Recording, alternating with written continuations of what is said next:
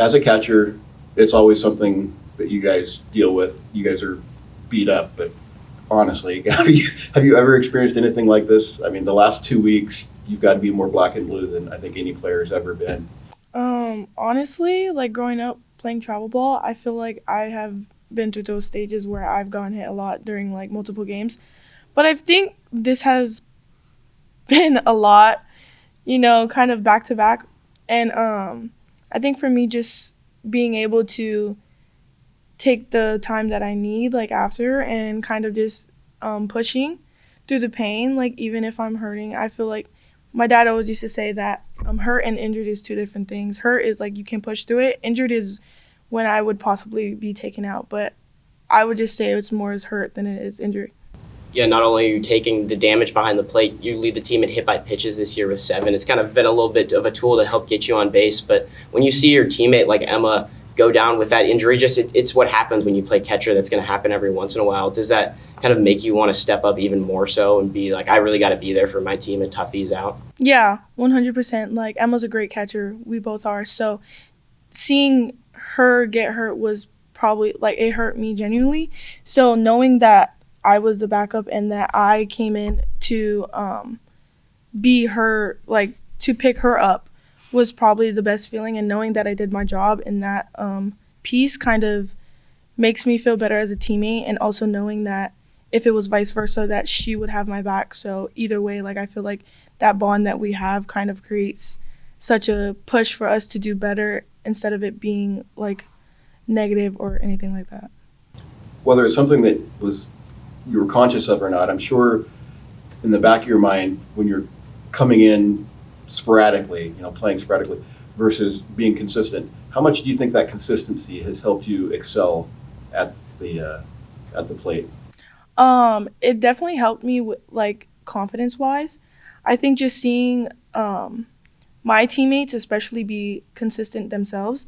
So just being able to, use that momentum to kind of help myself be consistent, and also just talking to them when I need help and talking to the coaches and making sure that I'm communicating on like what my adjustments could be or what is like the possible change for my next at bat. So just being able, in order for me to be consistent and do good in the game, like I need to keep finding ways to adjust or build a different perspective on like up to bat and even on defense too. The pitching staff has been able to maintain such an elite level of consistency so far this even when changing catchers and kind of working with different groups. How is that a testament to just the work that you guys kind of put in, everybody in the off season, to be able to kind of get synced up like that for the season? Yeah, off season, we've gotten a lot of reps with the pitchers. We kind of alternate between each other to make sure that we know like each pitcher individually. And I think catching wise, like that's kind of our job um, to be able to adjust to each pitcher, because knowing that one may come out half the game and just being able to um, adjust or like to change however they may pitch. And it's kind of like a catcher instinct, I feel. Like it's not really hard for catchers to be able to adjust to each pitcher. I think that we all kind of have a mind to where like we know each pitcher individually. And I think that's just like one of the cool things to see like at practice is like no matter who's going in, like we can dominate any team, even if, and I don't think it would be a problem for any catcher on this team. Is there anything you feel like you've learned about the pitcher since you've been handling them on a more regular basis in like game situations? Yeah, I feel like a lot of them, they both, like all 5 of them have different mindsets and what they feel like is good for them. And so just being able to talk to them one-on-one outside of softball kind of helps a lot too, because then it builds a bigger trust and connection on the field. So like for example, like Lindsay, she's more of a kind of like she can take anything straightforward type of pitcher. And I feel like all of them can, but some are just to where like they just have different perspectives on how they want to be confronted. So I think just for us catchers, like that's the most important thing to us is kind of just finding the neutral like mindset or in between to be able to talk to them. Like I will say more, I think I would say more straightforward things to Lindsay because I know she can take it because that's how she grown up. And then like for Elise, I feel like me and her, we have more of a funny bond that we kind of just make jokes to where it calms her down and it also calms me down as a catcher.